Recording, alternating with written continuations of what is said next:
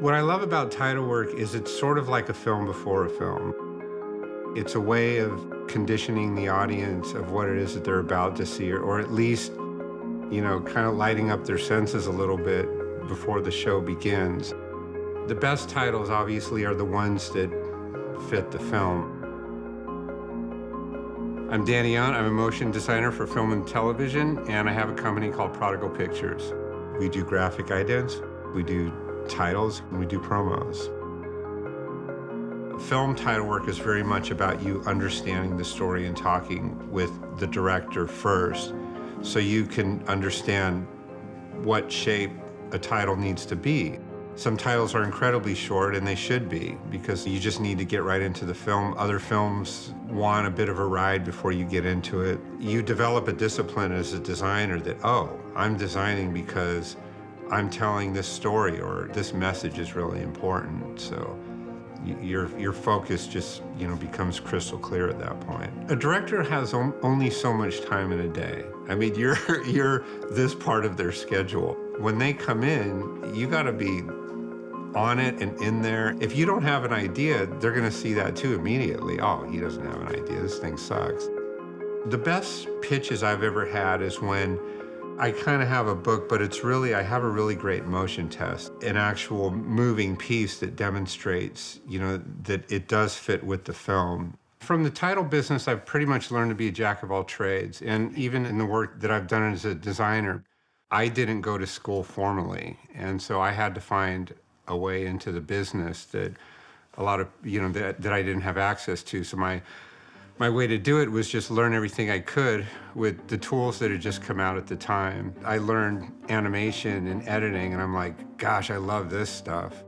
During the time when that desktop revolution was occurring, you had companies like Tomato, and you had designers like David Carson, who were creating these wonderful pieces that were very kinetic, and they're very experimental. Then, of course, Seven came out, and it changed the way that people had traditionally viewed film title work. It was a much more fluid process that was starting to emerge. And I started seeing all that, and it was just more fuel to the fire for me. I just wanted to be so much a part of that. I had sent a resume to Digital Kitchen. They were at the beginning of that period and understood it fully well, that you can be an outside shop and you could start having access to sort of the bigger playing field. I was a motion designer who I guess sort of became kind of an amateur director all of a sudden. I directed the live action for 6 Feet Under. People were viewing our work as fresh because we were outside of the larger playing field. We were looking at things from a different lens.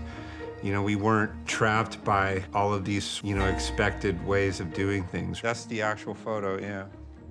I had no idea at the time it would get any attention.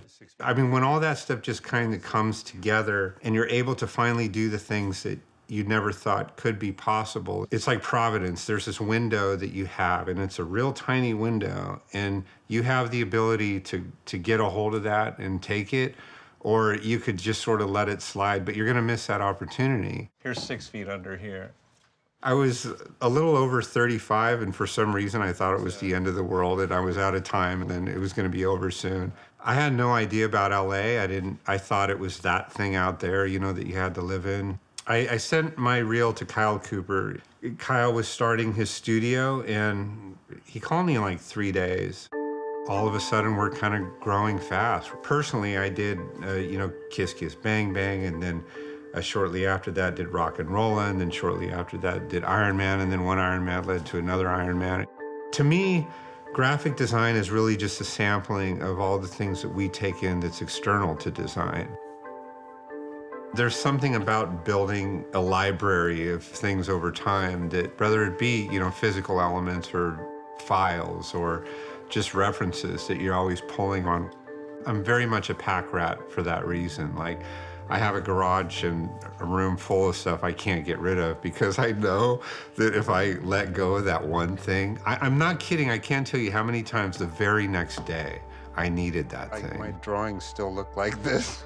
As a kid, I started reading like weird comic books and things, and And I just gravitated to anything that made me escape from the things I hated about being a teenager at that point, you know, with a really messed up environment. I really used to geek out with mazes when I was a kid. Art and design is a way, oftentimes, for us to process things that are a little difficult to face even sometimes, you know, and it gives us the ability to kind of reshape the way we look at these things that we think are problems. You know, they're really just life experiences. I've been working with FX Networks for a while, and we have these wonderful collaborations. Sometimes I'll generate an idea and we'll execute that. Other times we're just kind of all working together and figuring out something. And so we went back and forth a lot on this job called Bastard Executioner. Bastard Executioner is a new show by Kurt Sutter. To me, it feels like a working man's medieval flick. Tonally, I knew it had to be very dark. We kicked back a lot of key ideas. I came up with the helmet with the teeth and the shield on the horse. And we just went back and forth and riffed off that for a little while. And then they came back with the final boards from their creative team, which incorporated a few more ideas, which I thought were wonderful. The challenge for me is to try to then shoot those boards exactly like those boards. And sometimes they look ridiculous. My own work oftentimes looks ridiculous. I'm like, how in the heck, what did I get myself into here? How am I gonna get out of this one?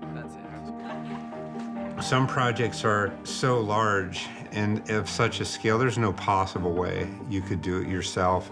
But also I think there's definitely something to bringing in other people so that you can influence each other. For a company like Prodigal, that's a big shoot. There's a lot of moving parts, and I love that stuff. I love all of the camaraderie, and I love all of the things that could go wrong, you know. It really helps you to sharpen your focus.